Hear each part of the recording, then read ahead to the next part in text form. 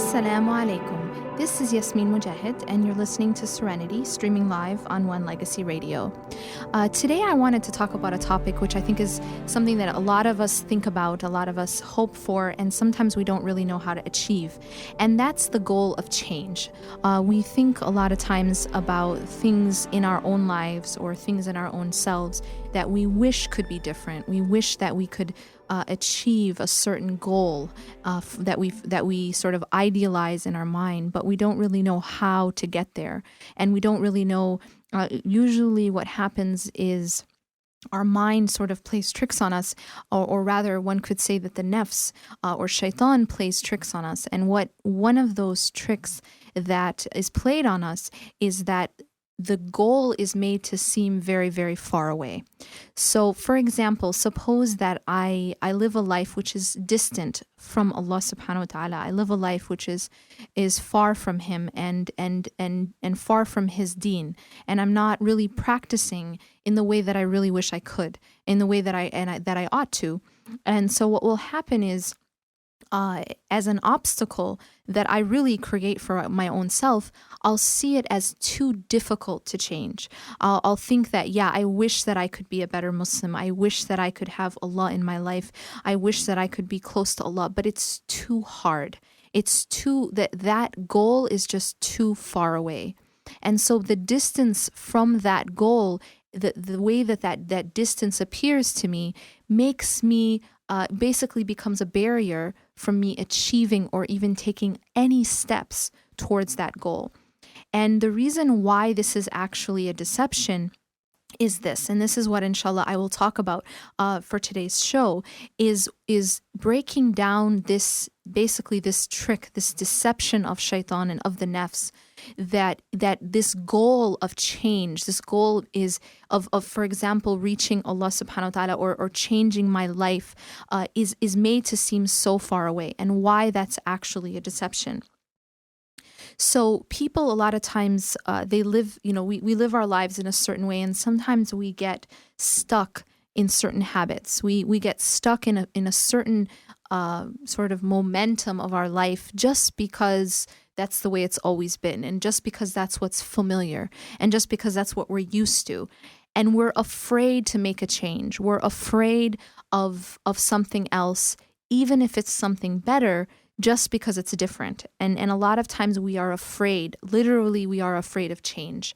And what we have to do is overcome this fear of change, because the truth is that as human beings going through this life, if we are not constantly striving and constantly transforming and constantly changing for the better, we are by default changing for the worst. So any time that we think that we're sort of standing still, see, there's no steady state in this life. There's nothing that stands still. And so if we find ourselves at a point in our life where we just sort of feel stagnant, we're not progressing, we're not growing, we're not developing, we're not transforming, and we're just sort of standing still, then we can know for sure that we're actually declining, we're actually going down, because there is no steady standstill. And if you're not going upwards, you're going downwards.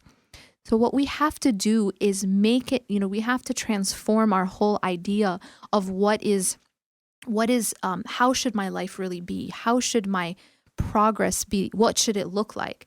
And what we have to understand is that life, in order to be going upwards, in order to be going in the direction that we want to be going towards Allah subhanahu wa ta'ala and towards the hereafter, we need to be constantly working on ourselves. We need to be constantly growing and struggling in that path.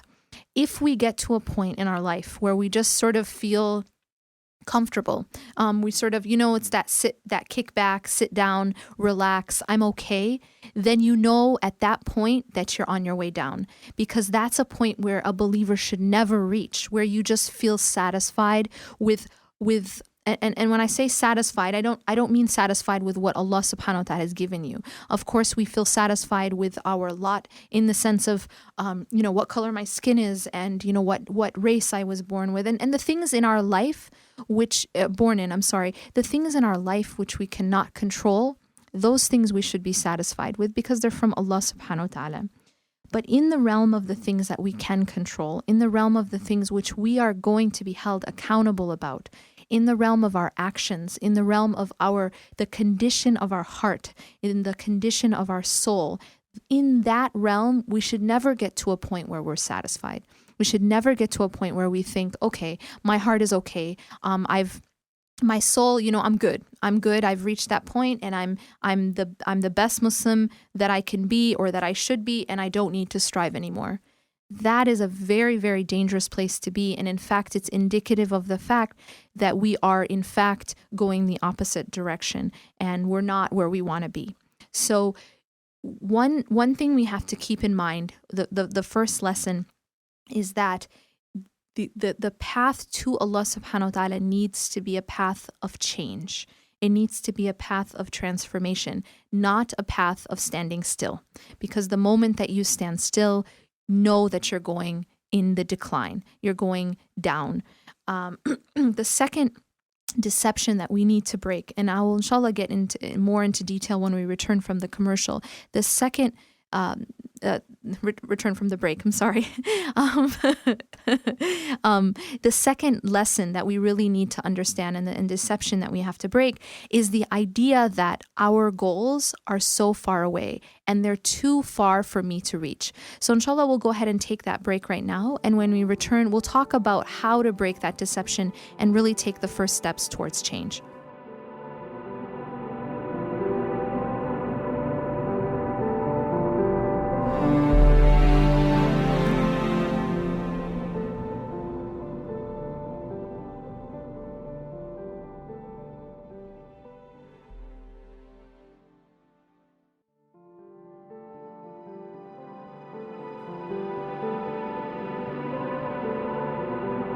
Welcome back. This is Yasmin Mogahed, and you're listening to Serenity, streaming live on One Legacy Radio. We're speaking today about the topic of change and what it means to make a change in our lives, to make a change internally, and therefore to make a change externally. And when we talk about change, one really important principle that we need to keep in mind is that a lot of us have situations in our life that we wish could be different. We have situations where we're not maybe satisfied with the way our, maybe the way that our job is, or the way our relationships are, or the way that we interact with the world. And what we will find is that a lot of times when we're looking for the cause of the problem in those situations that we don't like or that we wish could be different, we look for the problem in the wrong place. And what I mean by that is oftentimes when we're trying to diagnose a problem and therefore look for a solution, we tend to look at the problem externally. We tend to look at the problem outside and try to figure out, okay, if I have a problem with a colleague at work, well, what is that colleague doing wrong? And I sit and I stay up all night and I lose sleep and I sit and I spend my mental energy trying to make a list of all the things that colleague is doing wrong or that friend is doing wrong towards me. And I'm trying, and what I'm doing in this way is I'm trying to find and ascertain the problem and therefore the solution externally. I'm looking externally to find the problem.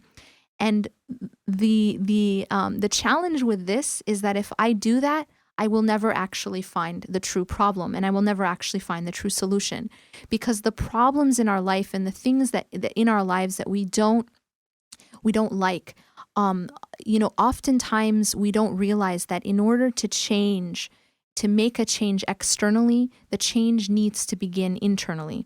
And one of the ayat that I absolutely love and has really, this concept has really transformed my own life personally, is that the ayat that Allah subhanahu wa ta'ala says, that Allah will never change the condition of a people until they first change what is inside themselves. إِنَّ اللَّهَ لَا يُغَيِّرُ مَا بِقَوْمٍ حَتَّى يُغَيِّرُوا مَا بِأَنفُسِهِمْ. That whatever it is of our condition externally that we don't like and we wish could change, it will not change until we change what is inside of ourselves. And so what this does, subhanAllah, it actually brings the power back. The problem with thinking about, okay, what everybody else is doing wrong to me is that now I'm powerless because I can't change how other people treat me. I can't change other people, but there is something that I can change, and that's myself. And so when I take back that, the power to change my circumstance, the power to change my situation, I take back that power into my own hands, in the sense of course, it is ultimately in the hands of Allah subhanahu wa ta'ala. But this is where, and I will talk about the dynamic of how do we get the help of Allah subhanahu wa ta'ala.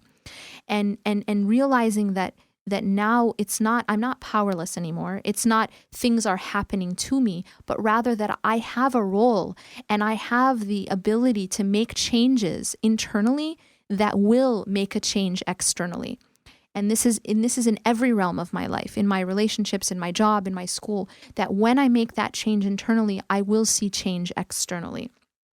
So then the question comes of how do we, where does change come from? And is change something as difficult as it looks like?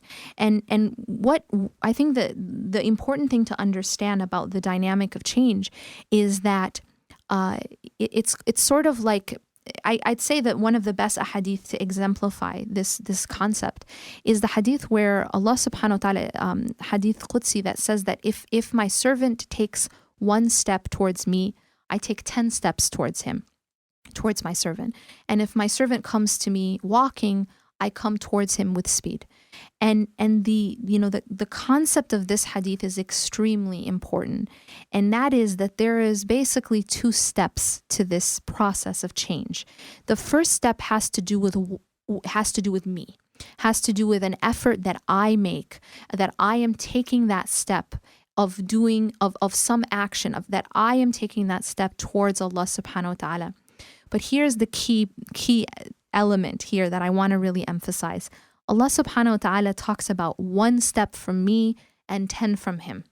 Allah subhanahu wa ta'ala talks about walking from me and running or with speed from him. So the 2 are not actually equal. And this is where we break down the deception that we talked about at the beginning of the show. And that is that when I see my goal as so far away, in fact, I see my goals perhaps, I look at it and I see that it's perhaps, suppose it's 1,000,000 steps away or an infinite number of steps away.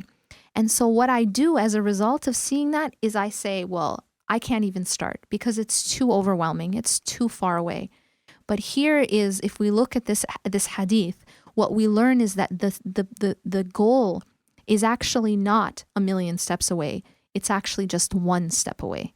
And that's that first step that I make, that first sacrifice that I make, that first action that I make, the means that I take towards Allah subhanahu wa ta'ala. And then the rest of the way, Allah subhanahu wa ta'ala will make easy.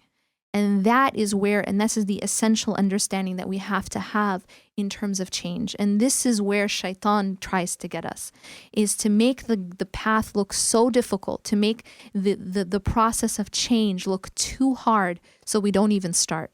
But what we need to do, and in this sort of inner dialogue and with our own nafs, is we need to realize that only the first step is ours, that only that first gesture towards Allah subhanahu wa ta'ala, that first effort, that first step is ours, and after that Allah subhanahu wa ta'ala will carry us. And Allah subhanahu wa ta'ala says this, he's in this hadith as well as in the Quran, when Allah subhanahu wa ta'ala says, whoever strives in our cause, we will guide that person to our way. So the first step is the striving. And that step is, yes, at first it's difficult, but once you take that first step, Allah subhanahu wa ta'ala guides you for the rest of the way. And the rest of the journey, after you take that first gesture towards Allah subhanahu wa ta'ala, the rest of the journey, you're not on your own. See, what makes things look so difficult is when we feel like it's all on us. when we feel like, we're left to ourselves. And when we are left to ourselves, the burden is too difficult to carry. It's too heavy.